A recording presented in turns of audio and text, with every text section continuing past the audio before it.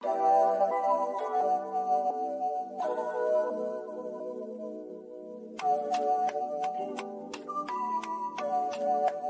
music.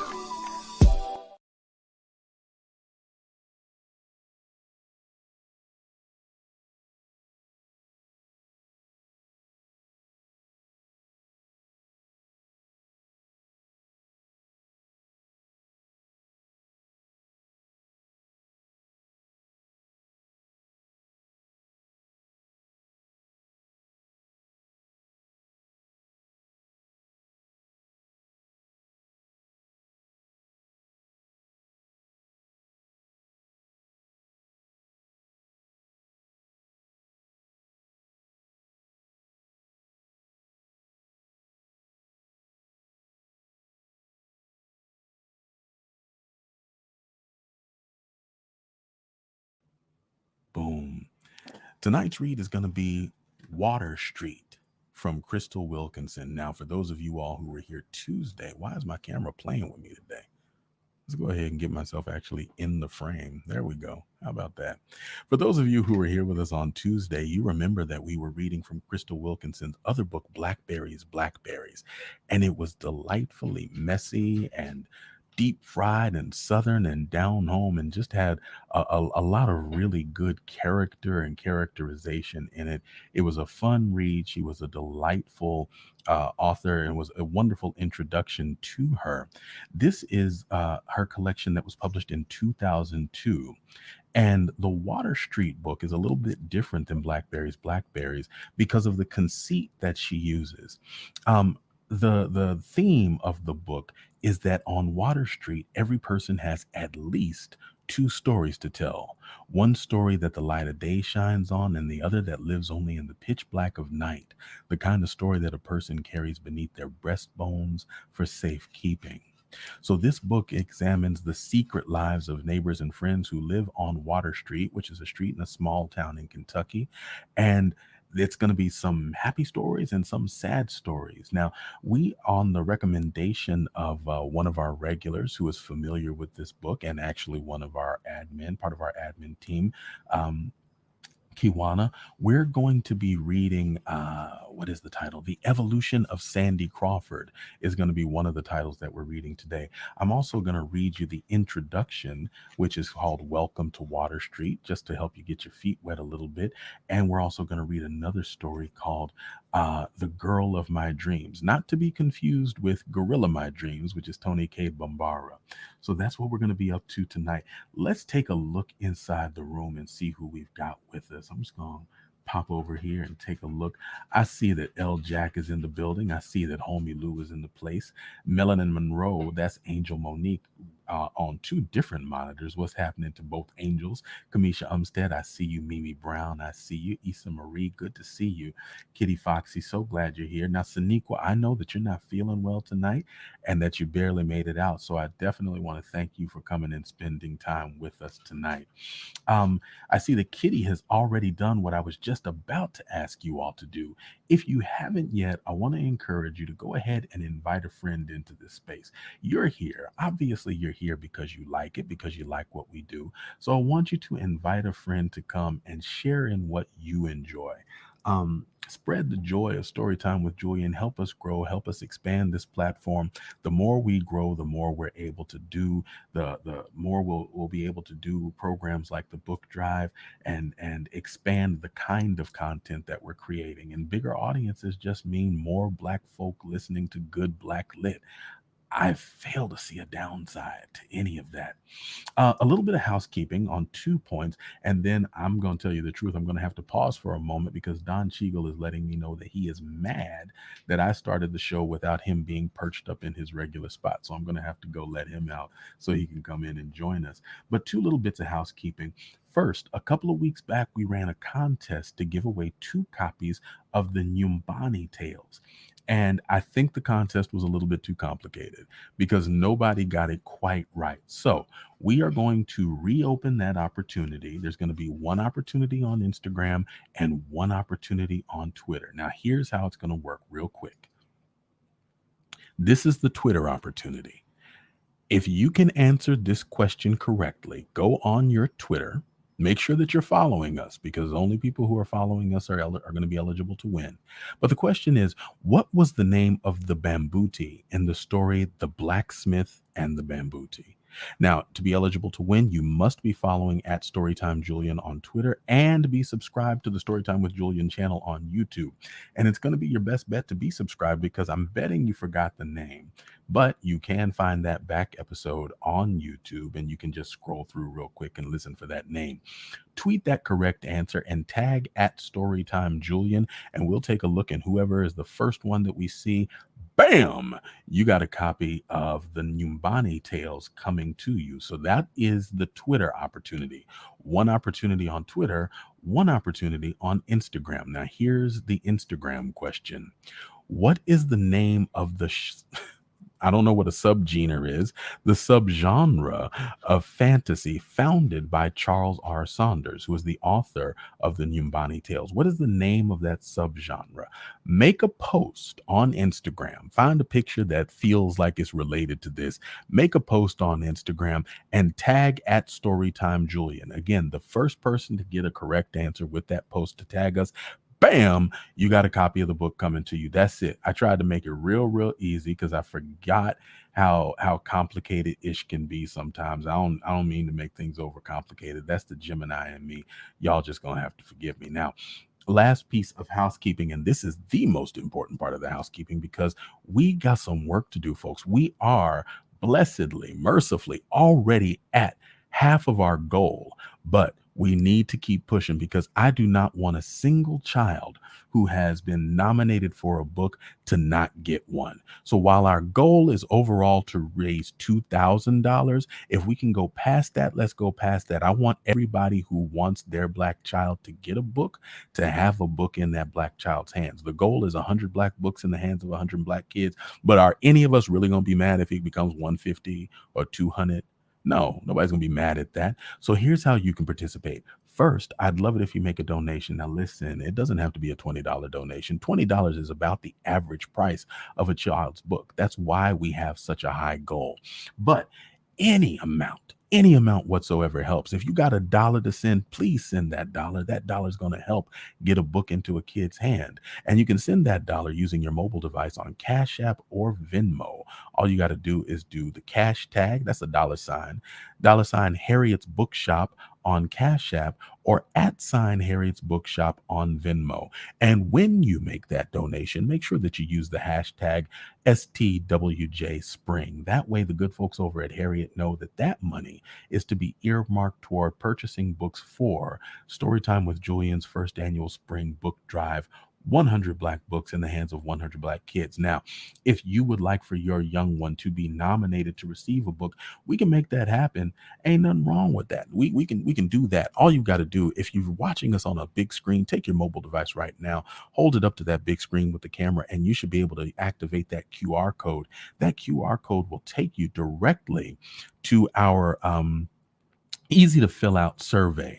And that survey is going to ask you what the child's name is, where we're sending the book to, what the child's age is, and then you're going to get a list of age appropriate books that we have already partnered with Harriet's to pull from the shelves to buy so that we can send out. So we've got the access to the books. I saw somebody asking what about books, saying that they have books. That's what our partner Harriet's is for. They're going to be providing the books and shipping the books out because we want kids to have brand new books in their hands that belong just to them, that they can hold on to forever and ever, forever, ever.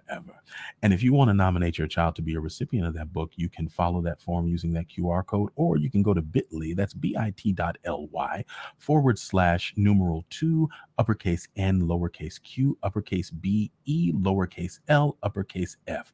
That's a mouthful. So please take a look at the graphic. And if it's not on screen when you need to look at it, you can always find it pinned at the top of our page on Facebook. All right, I think that's all the housekeeping. Whew, that was a lot. That was a lot of housekeeping. I don't. That was too much for me.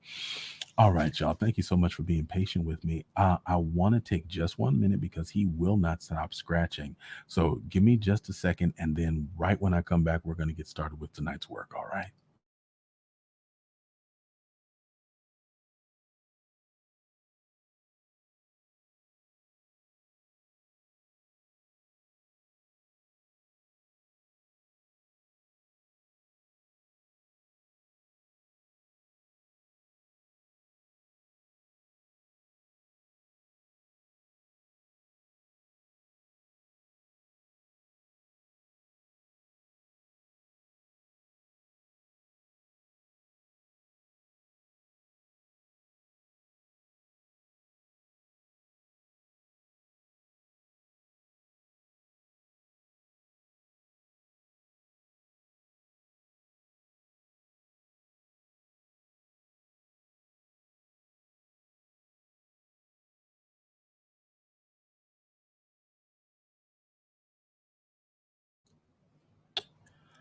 All right, we are back. And again, I'm sorry about that delay.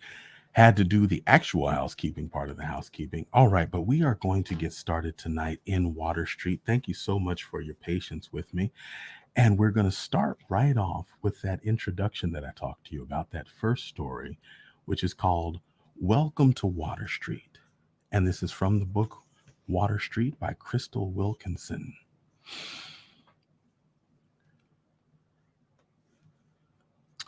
We are almost southern, but not northern at all. Stansford's black children root here, some of her white ones too. This street is our homeland. In the summer, you will see our cinnamon sons, our dusty daughters, wallowing in plastic swimming pools in our backyards. Girls with Chinese jump ropes fashioned from long string of rubber bands or hula hoops swirling around their hips. Boys playing peggy bounce or kickball. You will smell the smoke from charcoal grills, hear the chickens and the steaks sear. If you peep through the shrubs, you might catch some of us sweltering afternoon with our sweet iced tea glasses turned up and our bellies full of saucy baby back ribs, collards or kale fresh from our gardens, roasted corn on the cob, or homemade potato salad. We'll even share some if you like. We're that kind of people. There are flowers in our mother's gardens, vegetables too. Zinnias and okra, big boy tomatoes and yellow sunshine squash, begonias and black eyed Susan, sunflowers and runner beans. Potatoes and carrots, turnips and yams are rooted in our soil. Pumpkins come fall, bigger than your head. Even in these times, our mahogany and oak cast children ride bicycles along our street. They take long walks into town to Carter's Grocery to feast on barbecue potato chips, red pop, and fudgesicle bars. There you can buy a hogshead cheese sandwich for $1 and get a chopped steak and pork chops on credit if your mother sends a note. Our children are not bad, but they are accustomed to being shooed from neighboring fields. Still, somehow they always escape with an acceptable stash of green apples or juicy red tomatoes. Our teenagers lay on their backs at night and talk to each other and the stars right out in the street up on the hill. Katydid and cricket symphonies sprinkle the dark of night here. We have street lights, but we are not quite country, not city at all. In the winter, grandmothers quilt the way their mothers' taught them to. Pots are full of homemade chili and vegetable soup made with the summer's backyard bounty. Children sled and have neighborhood snowball fights. We have hot chocolate get togethers and coffee sherry evenings in each other's living rooms. Our men are one generation removed from farming, but they still wear their farmers' clothes underneath work uniforms to remember where they're from. We still know the old folks' ways, even if we keep it to ourselves. When the town trucks don't make it up here to salt our street, we are content with being snowed in, knowing we will have our fathers' ways to keep us safe and warm and fed. Water Street is a place where mothers can turn their backs to flip a pancake or cornmeal hoe cake on the stove and know our children are safe. We are a hard-working bunch. The hawk soaring each morning in our beautiful skies sees the yellow bus that scoops up our children and takes them to school, and our cars departing to factories, to beauty shops, to offices, to the neighboring towns. We are the people who fix the street lights, ring up the groceries, the new clothes. We keep the books straight. We nurse the sick. We sew buttons, we answer the phone, we deliver the mail, deliver the truckloads, we keep the factories running, we type the papers, run the office, we teach the kids. Because there is not always work nearby, some of us migrate to Danville, to Somerset, to Lexington, or even Louisville. Sometimes we are on the road for hours a day, but feel at ease when we go home. It's a choice we've made because we love our clean street, pristine yards, and comfortable porches. We are safe here. We are plain and we are fancy. We love being close to the people we've known since we've entered the world, and we hate it. Everybody knows your name here. Everybody has committed the long lists of your kin to memory. We are a God-fearing people, Baptist mostly. We attend church every Sunday. Some of us still worship where our parents received the Lord, but some of us have moved away, and they are the ones who miss this street the most. They will always belong here, even when they think they no longer do. On Water Street, every person has at least two stories to tell. One story that the light of day shines on, the other that lives only in the pitch black of night, the kind of story carried beneath the breastbone, near the heart, for safekeeping. And thus endeth the story. Man, listen. I'm not even gonna play with y'all. I got legit chills. Like I seriously have chills. Some of y'all know, some of y'all don't know that I am native of Louisville. That's where I was born, and that is where I currently am. And I don't always see the beauty in Louisville, but I'd be damned if I didn't see some of it in that. Now I know she wasn't talking about Louisville per se, but it's all kind of cut from the same cloth. I want to take a look at some of the comments and see what some of y'all had to say about it. I want to make sure that I haven't missed anything and that I didn't fail to greet anybody. I see Anitra is here. Hey, Anitra. I hope you're still with us. Thank you for coming out. Issa Marie, I see you. Let's see. Yeah, Donnie was not. Donnie was not going to be left out, as Angel Monique pointed out. Now, Marie, you said that something's pop. Oh, you're popping. You're popping in here. Okay, I got it. I got it. I got it. Saniqua points out that it's the Southern scribes keeping us eating deep rooted, deep fried, deep love eating food for days. There is something really beautiful and poetic about the way that she talked about that food, about the way that she talked about all of it. I was talking earlier in one of the previous shows about books of poetry and how there are certain narratives that are written in a very poetic style. And I think we just stumbled across some of that. Sneeko says that this reading got her peaceful as ever. I feel the same too. I feel the same too. Now, Angel Monique has a special request. She wanted me to read that last line. So I'm going to go ahead and read that last line before we go into the next story. On Water Street, every person has at least two stories to tell. One story that the light of day shines on, the other that lives only in the pitch black of night, the kind of story carried beneath the breastbone, near the heart, for safekeeping. And that was Welcome to Water Street. Now, the longest of tonight's stories is going to be The Evolution of Sandy Crawford. Now, this story, like I said, has been recommended by one of our own, Kiwana. You know her as Joker. She's very familiar with the book. In fact, she was responsible for Storytime getting this book. And so, after we had such a good time with Blackberries in the after story, we talked about what story was going to come next. What should we read next? Should we do more from Blackberries? And then she said, "Do you have Water Street?" And I said, "It's on the shelf. It's on the Storytime shelf." She said, "Well, there's a story in there called The Evolution of Somebody. I can't quite remember the name." And we went and pulled it, and the person that was evolving was Sandy Crawford. Now, according to the book, the theme of the book, every person's got at least two stories. This is one of Sandy's stories. So when you see the actual, when you get the book, and I'm just assuming this is going to be fantastic and that you're going to want to get the book. So when you get the book, you'll see that the way it's formatted is that it's got the title of the story and who the story belongs to. And this particular story about Sandy Crawford belongs to Sandy Crawford. So let's dig in. The Evolution of Sandy Crawford. It was 4 a.m., and Sandy Crawford had just finished pressing and rolling her hair.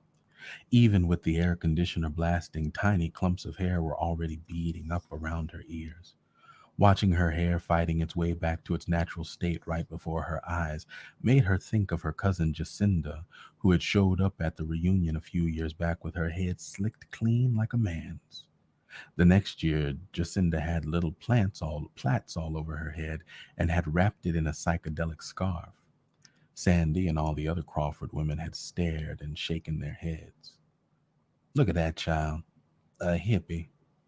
A bona fide Aunt Jemima hippie show enough. Couldn't help herself. Go natural, sisters, Jacinda retorted, her hair wiggling out like tiny wild snakes from beneath the scarf.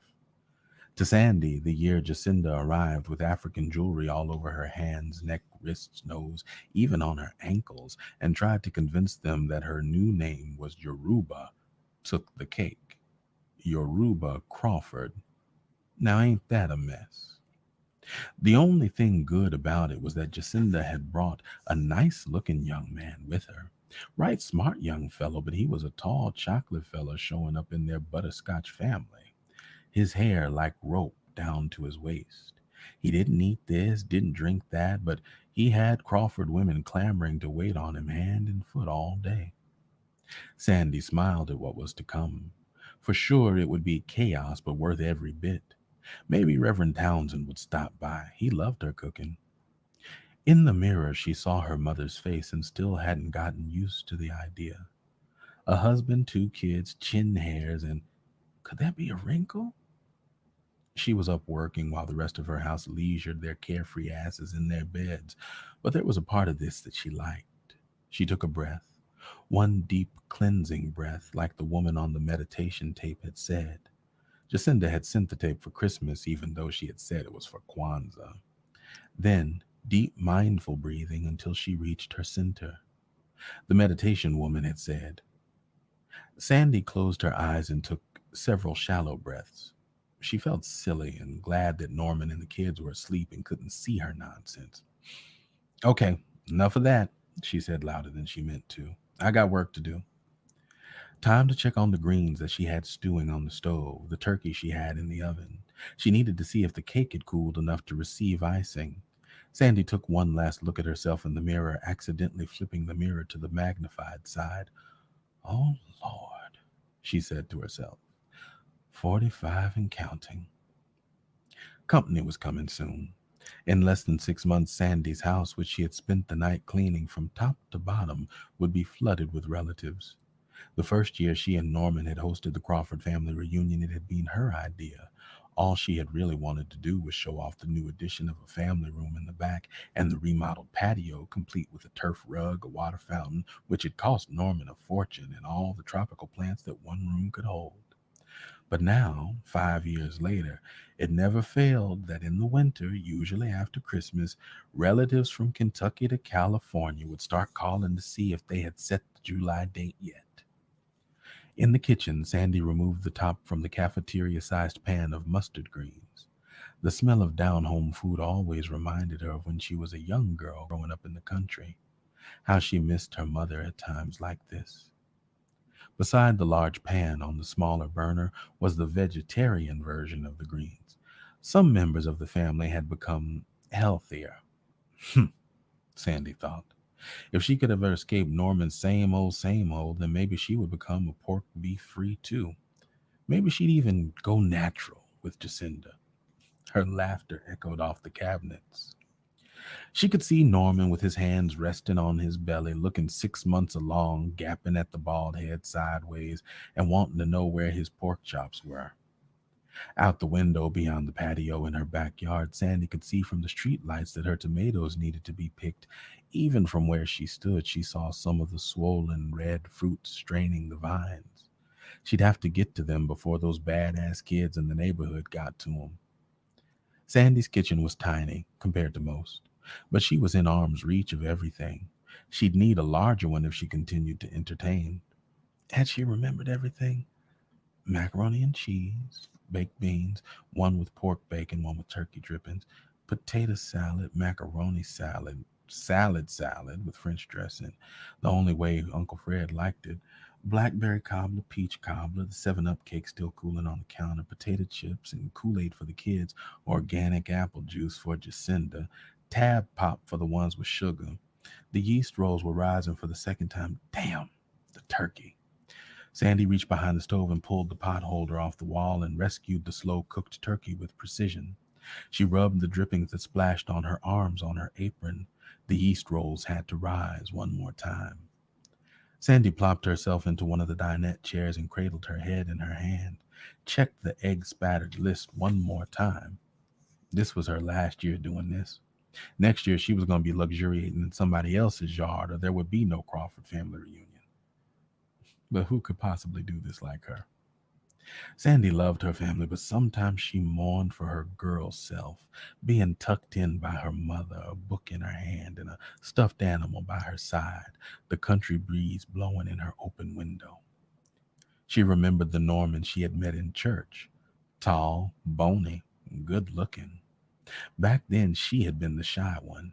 It was Norman who had walked right up to her on one Easter. His words still hung fresh in her ears. You are the finest thing walking, which was a bold faced lie, but good to hear. Sandy got tickled thinking about her teenage self. She was just as skinny as Norman, so scrawny her mama had called her Chicken Little, legs like ravelins, long black threads. Norman was fire back then, and the littlest of his mama's boys, straight up like a flagpole. The other Jackson boys were beefy, wide shoulders, muscular torsos. Sandy and Norman had gone from courting to married in 14 days, and it had lasted all these years. She could see them now, standing up at the altar like two pole beans, long arm and goofy in love. She recalled her wedding dress, sky blue with an A-line skirt, and its tiny, tiny waist. Sandy patted her round belly and jiggled the loose fat on her arm. Time sure done moved on, she said to the quiet, and smiled.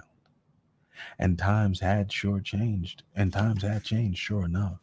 Sandy was the loud one now, and Norman's spirit had quieted down. But she sometimes wished Norman would get bold again, take charge, and she missed her peaceful self. On this morning, Sandy was remembering everything.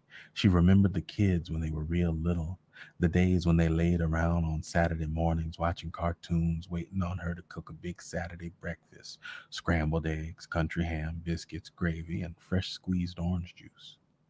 By the time the first of the Crawfords arrived, Sandy had fixed her hair into a lightly picked froth of curls, put on her new flowered shorts outfit, and dabbed on a little lipstick, stylish but not too young for her age. Norman and the kids had gobbled up their breakfast, and she'd washed the dishes hours ago.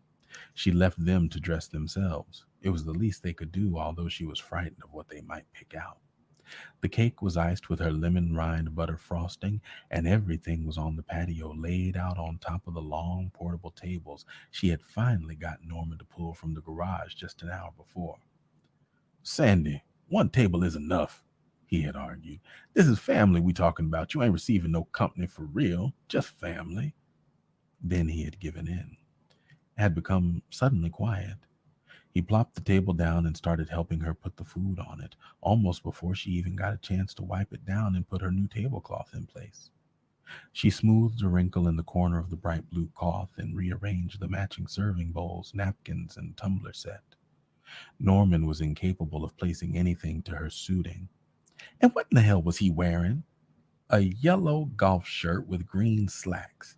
He was totally mismatched and wrinkled. But Sandy bit her tongue and kept on working. Everyone who came in greeted Sandy with a sloppy kiss, cousins, aunts, uncles, sisters, and lots of kids. Crawfords galore. She smiled her polite smile, not the fake one she used in church and at work, but the one she saved up all year for her family. The smile she mostly gave to those who passed through the patio and shouted, "Oh my goodness, Sandy, you have outdone yourself again." By 3 p.m., Sandy's nerves were frazzled. The kids, who ran through her house like wild horses, had drunk all the Kool-Aid, the bit that wasn't spilled all over her house. Somebody had forked a chunk out of her 7-Up cake before dinner, and her rolls, which she had trusted one of her aunts to watch, were black on the bottom. Any Crawford woman worth her salt would have the sense to know when the yeast rolls were done. She tried to take another cleansing breath, but it wasn't cleansing anything. Norman had just gotten everyone's attention, and the house, although filled with more than 20 people, was quieter than it had been all day.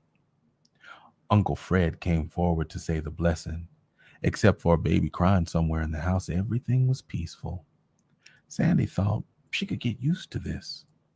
Uncle Fred prayed, his voice rising and falling like an old-time spiritual. Sandy was reveling in the moment, riding on Uncle Fred's voice like a fresh breeze when the doorbell rang. Before anybody could answer the door, a distant uncle, who Sandy instantly and who Sandy instantly and intuitively knew had descended from one of the bad sides, toppled through the door, a wet spot rising in front of his lime green pants, his hat toppling off his head, his bloodshot eyes bulging, smelling of cigar smoke, sweat, and the strongest of liquor. Sandy hoped none of the neighbors had seen him. She prayed that Reverend Townsend would stay home. "I love my fucking family," he screamed, his speech slurring, drawing the curse word out long and forever. The children in earshot covered their mouths in disbelief. "God bless y'all. Look what God did for us. All this right here. The Lord made a way for us." The drunk cousin waved his hands around and began to cry, opened his arms for a hug. "Come here, Sandy. Give your cousin a kiss. Lord, I ain't seen you in years. Look just like your mama for the world. Margaret Jean made over, yes, sir."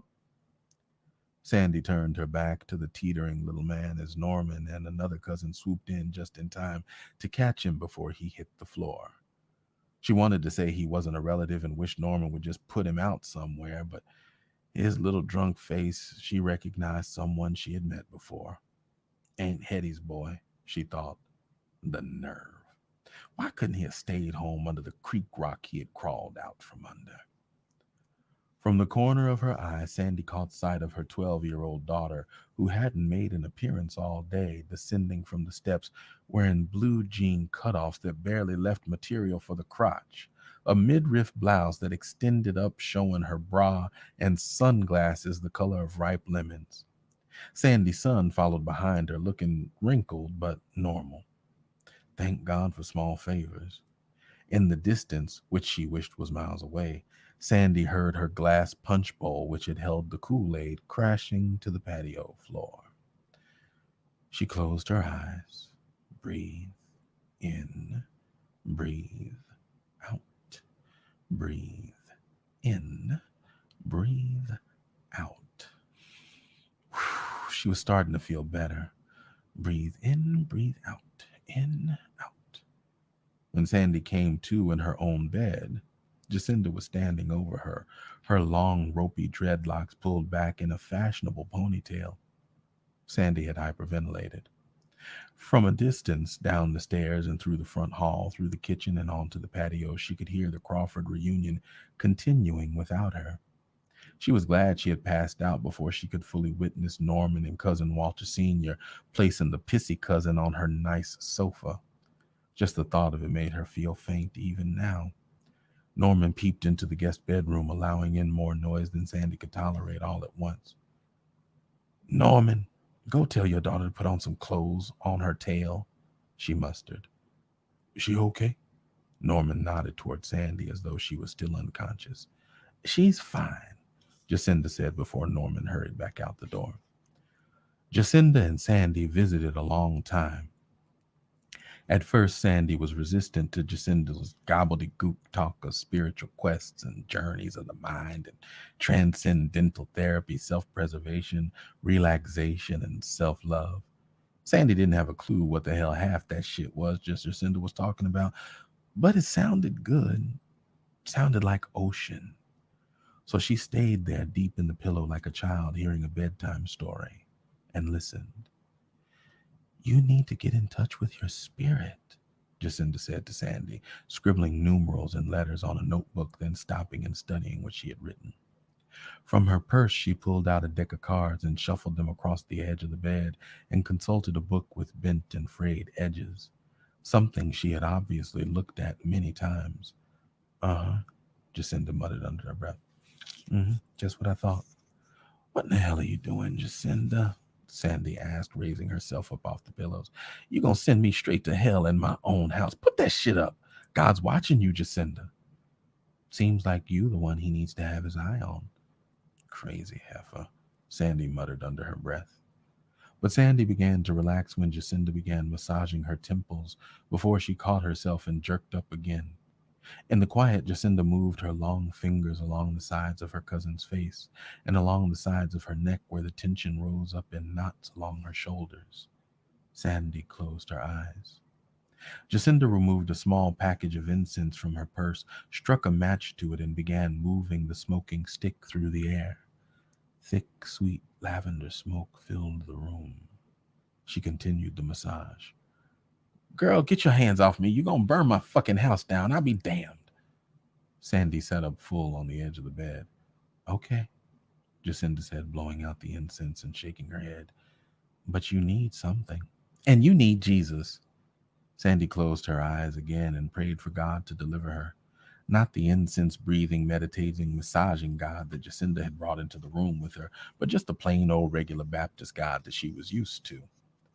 Take care of you, Jacinda said as she stood up, drawing out the U. Ain't nobody gonna do it if you don't. Jacinda kissed Sandy's forehead. What would Aunt Margaret say? She whispered. I don't know, Sandy said, furious that Jacinda would bring up her dead mother, but I have a headache, and if you don't mind, I'd like to get some rest. Love you, Jacinda threw back over her shoulder. Love you too. Now take your ass home. Sandy shooed Jacinda out of the bedroom and smiled to herself. She really did love Jacinda with her crazy self. She tried to spend more time with her tomorrow after she got this mess cleaned up. Sandy placed the cool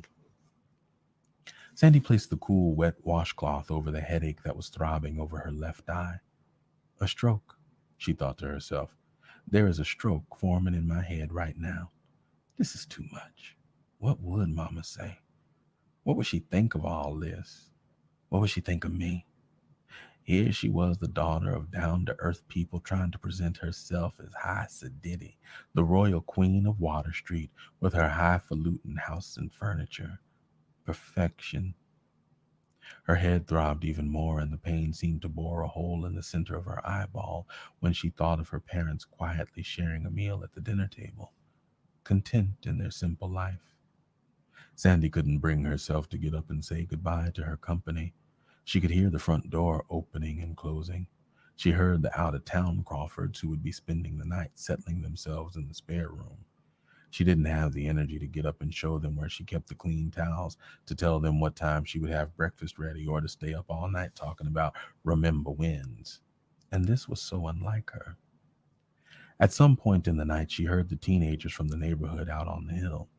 She couldn't make out what they were saying or who was saying what, but the youthfulness in their voices strangely calmed her this time.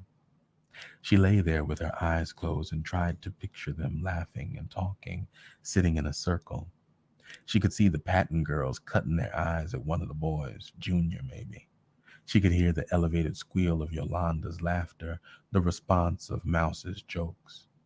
In her own mind, she could even see the Stokes girl up against the car with one of them no-count bushy-headed boys, but she didn't have the strength to make it to the window to seek out the particulars. Even the music they played didn't seem to be getting on her nerves. Before this night, she had been known for raising her window and shooing them all back down the street, or calling their parents and accusing them of not supervising their children properly. But this time she was preoccupied. Where had the years gone? At 3 a.m., Sandy awakened. She left Norman sleeping in the bed and tiptoed downstairs. Her plastic parrot cups and plates were strewn all through the house. Swallows of Kool-Aid, apple juice, beer left in the cups. Some of the plates were still piled high with potato salad or greens. On almost every plate there was a lone yeast roll, one bite taken from it. Even worse were the rolls that lay abandoned, with their black sides facing upward. In the kitchen, it was clear that not a soul had noticed the extra parrot dishes under the patio table. Her sink was piled to the window high with dishes from her cabinet. Sandy almost collapsed to see that someone even used her wedding china. All the pots and pans were near empty. A turkey carcass was still in the center of her kitchen table. Sandy made her way past the mess on the patio into the backyard, then beyond the clothesline to the tomato vines that edged the garden. She bit into the first tomato she saw. It was red, firm, and warm as the July sun, so large it had begun to split from the middle. Sandy bit again and remembered doing this as a child. On summer nights when the sky was lit up by the full moon's big eye, and the quiet came sprinkled with only the noises that creatures that live close to the dirt make. Back over Sandy's left shoulder, the house she abandoned in the middle of the night was dark, except for the porch light. There on the ground in the tomato patch she sat, insects crawling on her thighs and ankles. Under a moonlit summer morning, she sat eating tomatoes off the vine, juice running down her chin. There she was, her sweaty hips planted in between rows of tomatoes, her breath moving in and out with the flare of each nostril, her eyes closed. A light wind tickled her arms, making the hair rise up on end. She heard the silence broken before the clacking of the back door. She heard Norman's voice. "Sandy? Sandy!" he yelled. "Where are you?" Between the sticks and the tomato vines, Sandy could see her son and daughter joining their father, circled together at the back steps. Even from where she crouched on the ground, she could hear the panic rising in Norman's voice. "Sandy!" His voice made the insects scatter, made the night creature stir. "Mama!" her daughter chimed in, followed by her brother. "This don't make no sense." Soon the other Crawfords joined them. "Where could she be?" she heard one of them ask. "You think something happened?" "Should we call the law?" another asked. By then, her sassy daughter's voice had turned into her little girl again. "Mama! Mama! Daddy, where's Mama at?" Sandy closed her eyes, tousled her hair. She took another cleansing breath, began her deep breathing.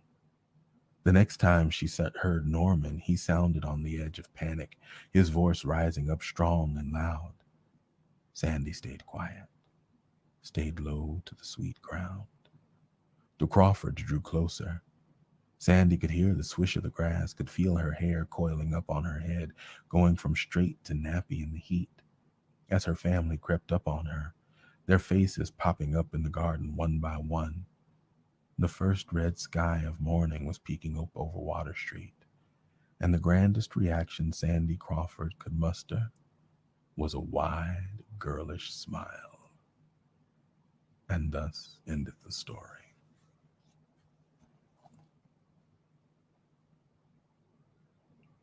Yeah. I'm gonna just sit with it for a minute. I really like that.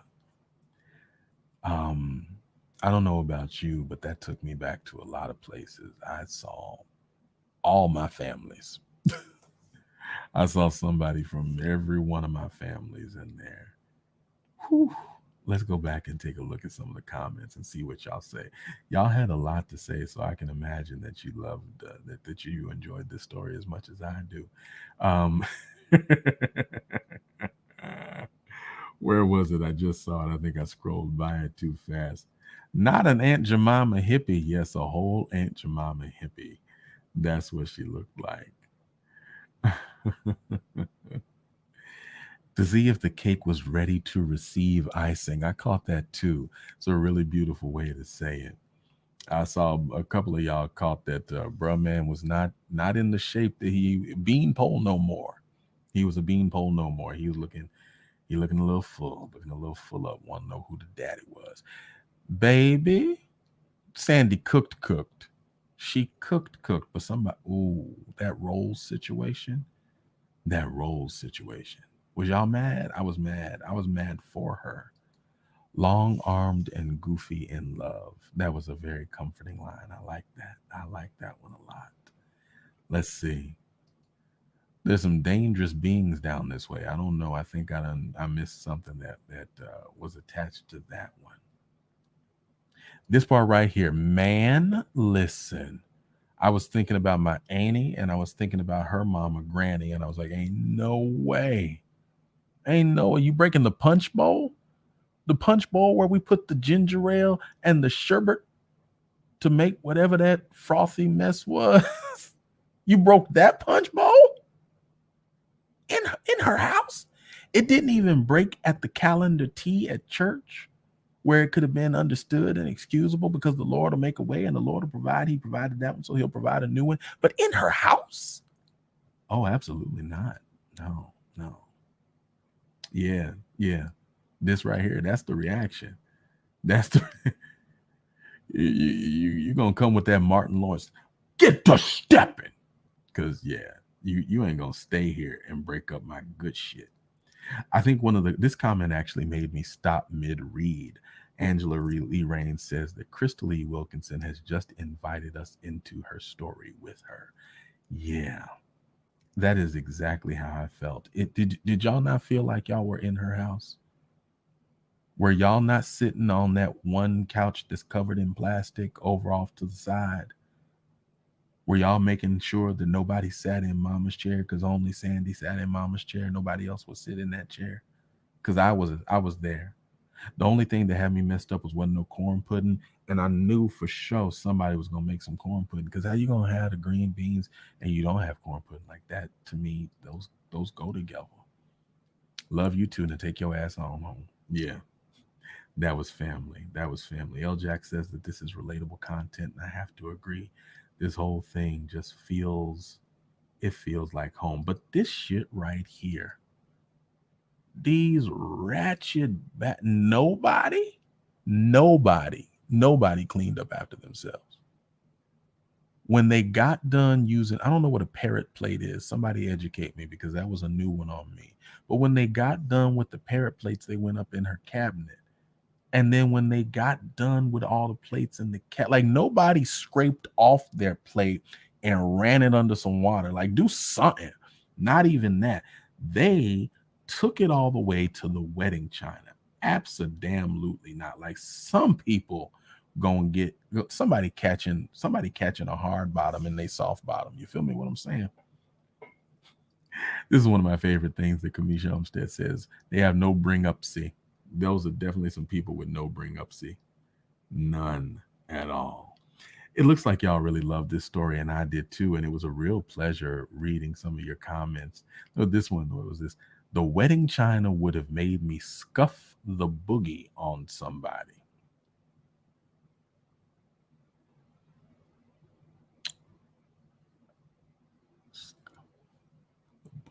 Is that a Timberland song? Up scuffs the boogie. But I don't know what scuff the boogie is. But oh well, and then she explains that's the epitome of ass whoopings. The epitome of the ass whooping is when you get your boogie scuffed, I guess. I don't know nothing about that, but I do know that it's time for us to get on into this next story. This next story is called The Girl of My Dreams. Now, this story belongs to Kiki. I'm going to presume that she loves you and she's writing. The Girl of My Dreams. The night before my wedding, the child comes to me again. She is wearing a diaper and a t-shirt. A light-skinned little girl, looking just like me. She hollers out, "Daddy, Daddy!" Her pigtails flying. She's going through that stage where her two teeth seem to be the biggest thing about her. She doesn't smile, but she's pretty. Looks just like Ina. I think about her all the time. Not Ina so much anymore, but the little girl I think we made. She shows up in my dreams, in church with her new parents. I see her among any group of young girls, her head cocked to the side like Yolanda, my sister. Every time I see a little girl, I take a second look. I don't know why I'm convinced that that child is a girl. I just am. When somebody asks me, "Do you have any kids?" I say, "Not that I know of." It's an old joke. Everybody laughs. But it's true. I don't know for sure. At night when I'm lying in bed, it's not funny to me at all then. This child is a stubborn soul. She's always somewhere in the back of my mind. I have opened my mouth to tell Nadine, my fiance, many times about the possibilities of this child, but I can never find the words.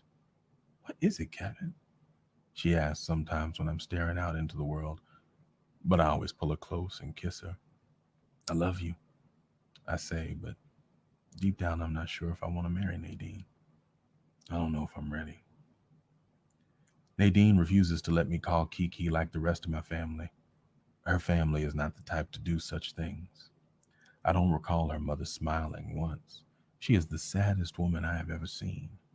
I look at her and hope I don't see my future. Nadine's mother is always dressed up, even late on Friday nights and on lazy Saturday mornings. I've never seen her without stockings, without a dress, without makeup, without jewelry. My future father in law is the same way. It is as though they are cardboard cutouts positioned in the perfect house with the perfect family, one daughter, one son, a small chihuahua for effect, and a future son in law to mix things up a bit. Nadine and her mother have planned this huge wedding to the tune of $10,000.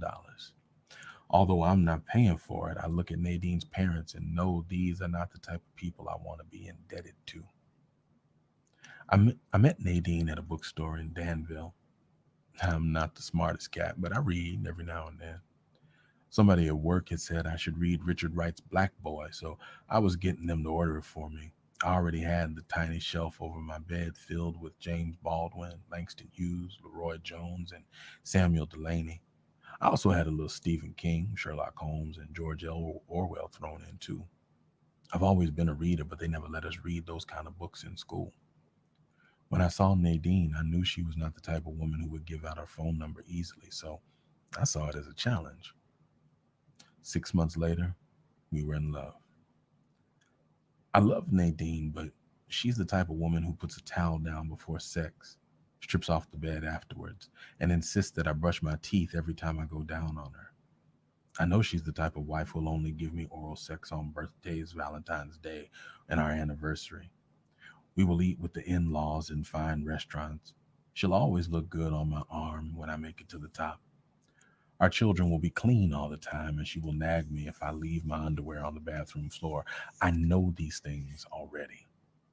They're not things I've ever thought about before, but on the eve of my wedding, they are all I can think about.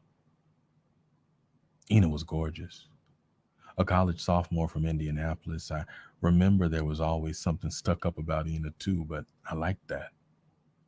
Maybe that's just the type of woman I like. Ina wasn't like the other girls I knew. I met her in the mall. I was coming out of the record store and she was on her way in. I caught her looking at the new Rick James album. If you want it, it's yours. I said, cool as ice, just like that. What? Ina was startled but began to laugh. Can't you come up with better rap than that, brother? We both laughed and we went from there. I drove up to Lexington to see her every weekend in my 72 Impala. Mean green, bad as she wanted to be. When Ina came to Stanford to see me, I walked her all over town so the hometown folks could see what kind of fish I caught. I met Ina's parents once when they came down to visit her at the dorm in Lexington. They looked me up and down like I was trash. Her daddy talked like that Thurston cat on Gilligan's Island and looked at me like I was there to shine his shoes. Her mama had that air too, like she thought her shit didn't stink. Maybe I'm just drawn to these kind of people. Ina was more down to earth, but she couldn't help herself sometimes. She thought I was country. Not that Indianapolis was all that I was cracked up to be. She said it wasn't about nothing either. Sometimes she talked over my head when she began talking her college stuff. I guess I could have went to college too, but I didn't. So when I didn't have a clue as to what she was talking about, I just said, dig, dig, like I understood it all. But I knew I didn't. Ina called me out of the blue one night, her voice quivering like something was wrong. You what? That's about all I could say. Pregnant. I couldn't do much but just hold the phone and listen. My head was fogged up. It was all happening too fast for me to catch up.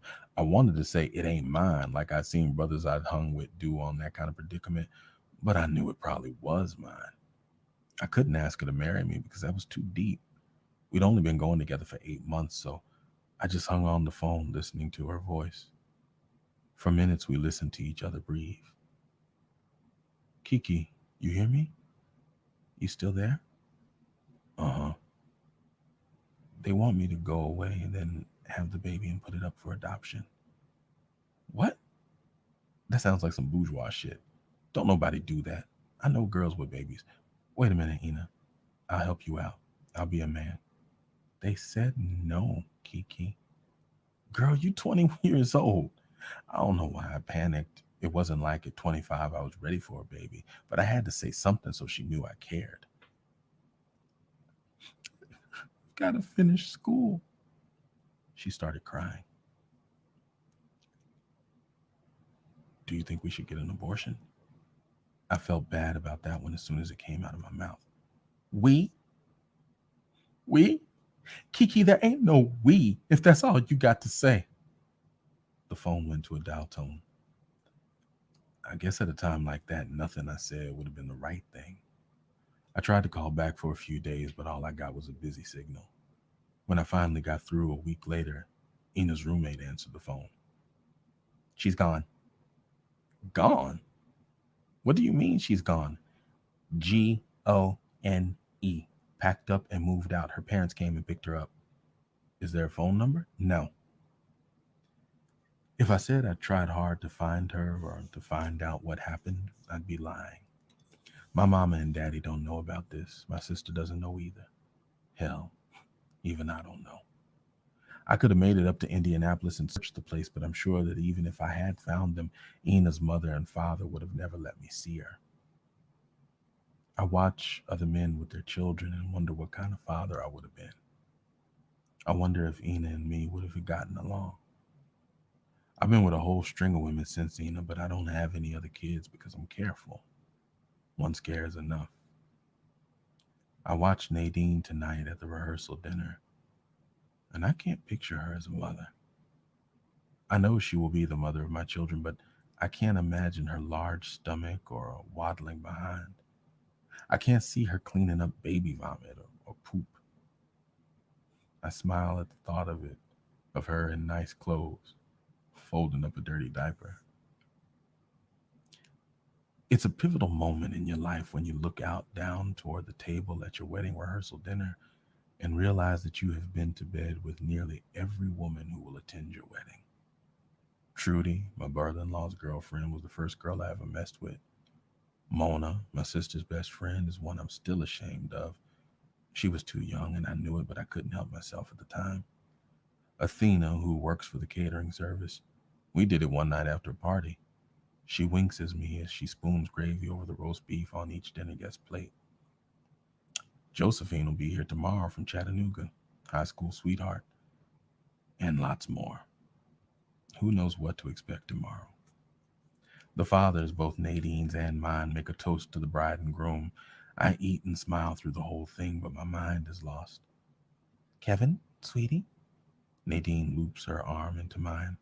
I want to introduce you to someone. It's one of her little cousins, a beautiful girl, about the age my daughter would be. This is Kevin, she says. Kevin, this is Amy. The little girl snuggles up against Nadine. Watch cousin Nadine's dress, baby, Nadine says and hugs the child at arm's length. The girl looks at me and grins a shy smile. She removes her finger from her mouth and waves at me with it before she runs back to her mother. Maybe my ghost girl was jealous because she came into my mind at that moment and has stayed. After the rehearsal dinner, I took a nap to rest up for the bachelor party. In my dreams, the photographer snaps pictures, and when they come back, Nadine wants to know who this child in the yellow dress is in every picture. I try to explain to her that she's my daughter, but Nadine, of course, doesn't understand. She cries and says that I've betrayed her. My daughter giggles and plays Ring Around the Rosie with Amy, around and around and around. Ray, Kenny, and Meaty come knocking at the door of my apartment at 9. They bought me spirits, a massive amount of liquor to drown my bachelor blues in. Even though I've always thought I would be the type of gang who would have bachelor parties with hookers and strippers, my bachelor party is a drinking, walk down memory lane type of affair. By 10 o'clock, I'm drunk on my ass. Kiki, remember the time we fucked them girls right out in the open under the bleachers at the football game? Fucking 30 degrees, almost froze my nuts off. Meaty is pissy drunk and leaning on Kenny, laughing so hard he can barely get it out. Yeah, man, I say and shake my head, trying to shake off the memory. And remember that you was scared that the teachers almost busted us when they came around back to gather up the smokers. We're all laughing so hard that we're holding on to our sides. Nothing that is being said is that funny, and it's even more than that. In some ways, I think we're trying to reclaim our childhoods for the last time. Miss Sandy, Ray Ray begins, and we all take a deep breath and break out into a roaring laugh before he gets any further. That woman wanted to whip our asses so bad. Now, why in the world did we get on that woman's nerves so bad? We ought to be ashamed of our little badasses. But we wasn't. Kenny screams and plants high fives all around the circle. We laugh like waves. A big one crashes through, then ripples down to silence before somebody else brings up some other past craziness that we did as boys. At some later moment, we are all full of liquor and stories and have begun a friendly game of spades. The phone rings. It's Yolanda, my sister. Hearing her voice reminds me of when we were little. Hey, Pudge, I say. Yolanda, she says, but I hear a sadness in her voice. What's wrong, Pudge? This time she buys it and doesn't correct me. She just starts talking. Just calling. My big brother is tying the knot tomorrow, huh? Yep. Well, I hope she's the marrying kind. The most hard-headed, meanest, most rotten son of a bitch. Well, I hope she knows she's marrying the most hard-headed, meanest, most rotten son of a bitch this side of Lexington. Corny. Yolanda laughs, but I hear something more serious in her voice. I can sense that her husband, Junior, is there, and she can't get too far into it. So I try to talk it out with her from my side. Junior messing around on you again? Not sure. You think so? Not sure. Feeling depressed again, yo? There's no answer on the end of the phone. You sick again, Pudge? I hope not, she finally answers, but I hear doubt in her voice. My sister is having depression again. It comes on her like great waves. She can be happy as a lark, then suddenly plummets so low that she stays in bed for weeks. She's the nervous type. Doesn't take much to set her off. I hope not either, Pudge. Have you talked to Junior? No. Mama? No. The doctor?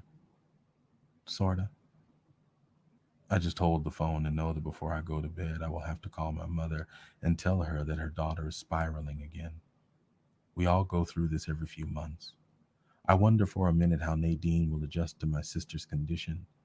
She seems to like her all right, but this is another thing that she doesn't know.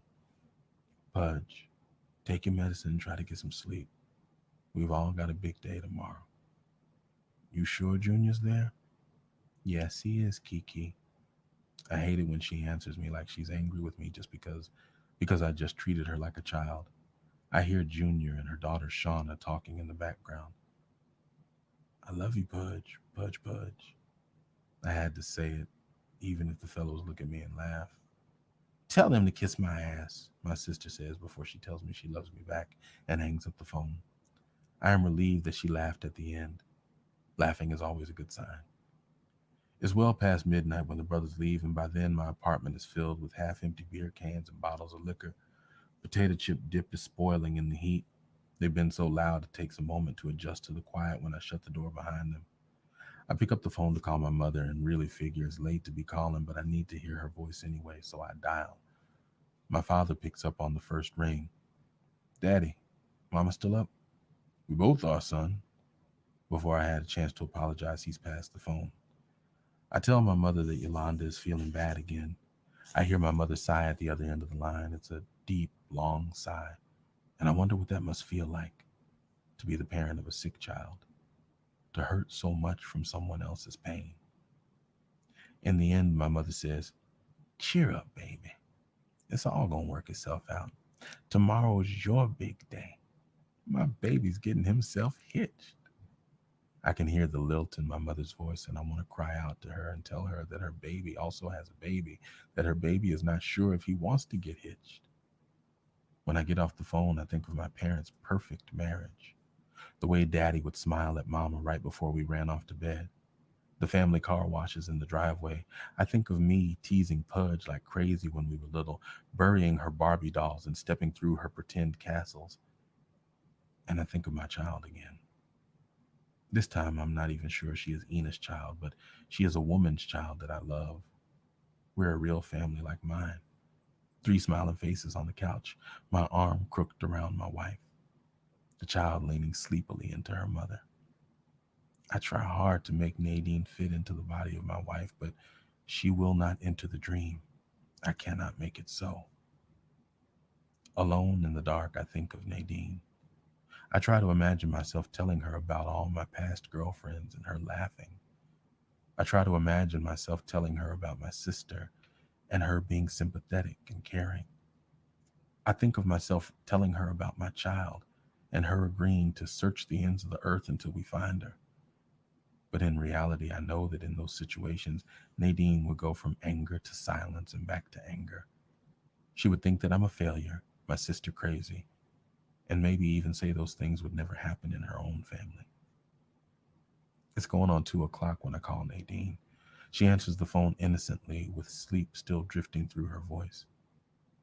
Baby, she says to me in a playful voice, are you drunk?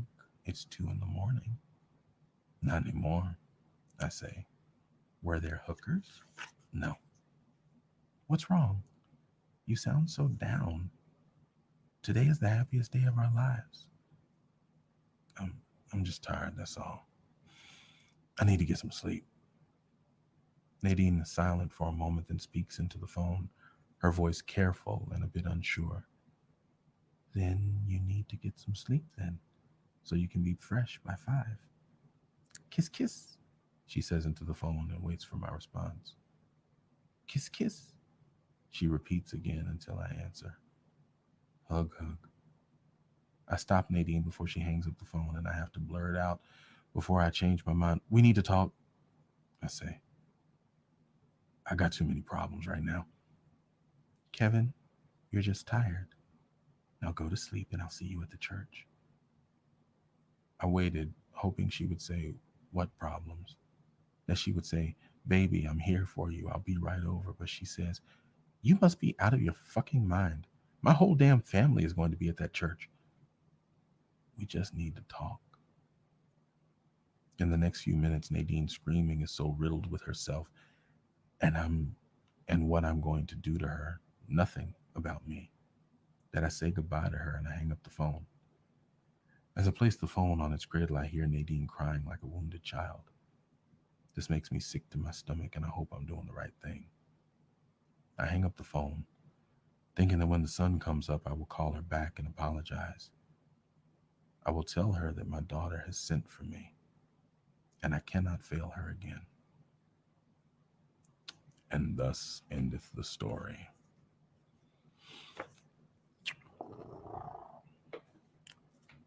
So, yeah, some stories the light of day shines on, and some stories are held in the night close to the breastbone. We learned a little bit about Water Street tonight, what that neighborhood's like, what those people are like. I think to a lot of us, they sounded like family. For sure, they were familiar to me. We heard one of the daytime stories, one of the stories that the sunlight lands on. And even that daytime story took us into the night where we ventured into the garden, took a big bite out of a tomato, let the juice run down our arms, down our chin. And then we had another story that started in a day that was already shrouded by a night from years and years prior, a night that never really turned into a dawn. There are some of us listening, speaking, who have some nights in our lives that have never quite had a daybreak. We've had some nights that we've carried on for a long, long time. It has been my absolute pleasure to share this book with you. The book, again, is Water Street. Hold on a second. I've got something just for these purposes. The book, again, is Water Street. That's what it looks like in case you want to look for it. We've read three stories tonight: Welcome to Water Street, The Evolution of Sandy Crawford, and The Girl of My Dreams. I'm curious what your thoughts are about the folks here. I'm curious how you feel about these two books, of the two books, Blackberries, and Water Street. Which one do you think you're going to get if you only get one? Who we kidding? If you get one, you know you're going to get the other one. But let's pretend like you had to choose. Let me know in the comments what your thoughts are. I want to come back and read and see some of what you said. Did you prefer Blackberries? Did you prefer Water Street? And will you be picking up a copy? If your intention is to pick up a copy, well, you know we got you. You know we got a link somewhere. I'm waiting on it to pop up. While I'm looking, I see these comments. I see that Kamisha says that this is one of her favorite authors. Saniqua says of the second story that it was sobering as fuck. But Angel's absolutely got to have this book, so that makes me happy. I like that. You know, one of my greatest joys, one of my greatest pleasures in doing this is knowing that after an opportunity to present these works to you, some of you are going to turn around and go buy a book. And when you do that, I hope that you do it at a local bookstore. And, you know, I really, really hope that you do it at a local black bookstore. The whole purpose of this is to continue our stories, to keep them moving forward, to give us something to hold on to, and to make sure that the places that specialize in providing and making those stories available to us are always able to be there. So even though Amazon's easier, let's do what we can to support our local black bookstore. So if you want to get Water Street, Harriet's not might not be local to you, but they are a black bookstore. So you can find it at Harriet's Bookshop. Those of y'all who have done this before, y'all know how this works. Y'all know what the link is. It looks like everybody's on Facebook tonight, so that's cool. You can just go ahead and pop on over and click that link and order from Harriet's. And you know, Harriet's is a friend of ours now. We partnered together. We working on some things together. Matter of fact, before I let you go, can we talk about what that thing is? We are working on this thing right here. This is our book drive. And yes, I'm going to keep on talking about it. I want to make sure that you have the opportunity to get books for your young people and that you take the opportunity to donate. Even $1 is going to make a huge, huge difference. So you can take your mobile device and you can go to the link that you see on the screen, or you can flash that QR code with your camera, and that's how you can nominate your child. Just go ahead and fill out that easy to read form. The forms have dropped off a little bit, so make sure that not only do you fill this out, but go to the Storytime with Julian page. Please, ma'am, please, sir, go to our page. It's the first link on there. It's the pinned link. Share that form and make sure that people have an opportunity to get a book for their child. And make sure that you share with people the opportunity to give. You can give on Cash App or Venmo. And when you make that gift, make sure that you use the hashtag STWJ Spring. That's Storytime with Julian Spring. That way, the good folks over at Harriet's know that this is for the book drive. All right. I really, really would appreciate it. Everybody, like if everybody could just give $1, $2, a couple of dollars, watch the difference that it'll make. Can you imagine? Like, I know some of you who heard this story tonight can't wait to get your hands on this book, because this is going to be one of those rock you to sleep kind of books. This is going to be one of those settle your bones kind of books. Imagine being able to have that feeling at age 7, at age 10, at age 12, having a book that speaks to you that way. That's what we're trying to do. We're trying to let these kids feel what you just got a little bit of and have that for themselves, have that to hold on to. Now, one more again. These are the two questions for somebody. Somebody got to win a copy of this Numbani Tales. I want to make sure that we give that away. So if you're on the Instagram, answer this question for me. What is the name of the subgenre of fantasy founded by Charles R. Saunders? The answer can be found in the video, and you can find that video over on YouTube. So if you are not subscribed yet, I don't know what you're waiting for, because you can't win this contest without being subscribed. So hit up our YouTube channel, go ahead and subscribe, and then make a post on Instagram. Put any image that you like that makes sense, but make sure you answer that question and tag us, and then bam, you got a copy of the book. That's all it is. That's all it is to it. And for those of you who are over on the Twitters, what is the name of the bamboo tea in Blacksmith and the Bamboo Tea? It's a real easy answer. I know it. I mean, I read the story, but I know the story. I know the answer. If you don't know, you can find it in that video. And then you can just tweet your answer and make sure you tag us. Make sure that you're following us and make sure that you're subscribed. And then bam, that book coming to you. I got 2 copies to give away, 1 to each platform. So please, man, please, sir, go ahead, participate. If nobody gets it this week, then the books are just going, I don't know who they're going to go to, but this is the contest. You got to play to win. You got to be in it to win it. All right, I think that's it, y'all. It has been such a pleasure. I appreciate y'all sticking around. Please make sure that you spend some time with us on these channels. You can follow all of our pages, share this experience with a friend. Everything that you see there on the screen and in that link, you can follow us on Twitter. That's at Storytime Julian. You can follow us on Instagram at Storytime Julian. It's the same on Clubhouse, but we're not doing Clubhouse no more. But on YouTube, you can subscribe to the page. It's / Storytime with Julian. Same thing with Twitch, Storytime with Julian. And if you want to see what kind of ramblings I get into on the interwebs, you can find me at Magnet for Awesome. Your support to this program means the world to me. So please, ma'am, sir, if you could, it would mean everything if you could tip your griot just a little bit of something. It helps to keep this program going. All these little graphics and things and making sure that we can stream to these different channels and all of that, it's not a free show. We do as much as we can to keep the cost down, but every little bit helps. So if you can tip your griot, you can do that on Cash App at $Storytime Julian. And there's all the information to follow us. Again, that music that you heard at the beginning of the new intro, that is by a young artist named Arbatu. You can search that name on SoundCloud. And if you're into that lo-fi kind of chill, relaxed, study style music, Arbatu's got you covered over on SoundCloud. Make sure you check them out. I think that's it, y'all. I ain't got nothing else to say. Want to make sure that I post this link up again to nominate your child or children. It doesn't have to be your child. It can be a child that you are fond of. But to nominate a child to receive a book, make sure that you share this link with other folks. You can just copy it. Literally, if you're on Facebook, copy it from right there and post it on your page. It will populate with the preview image and all the information that anybody else needs to know, okay? What else? That's it, y'all. It has been a lovely night. I have truly, truly enjoyed these stories. I hope you have too. And I look forward to seeing you next week. We're going to bring some more new stuff out. So stay tuned. Thank you for spending time with us. I want you to hold on for the credits. All right. Take care. Peace.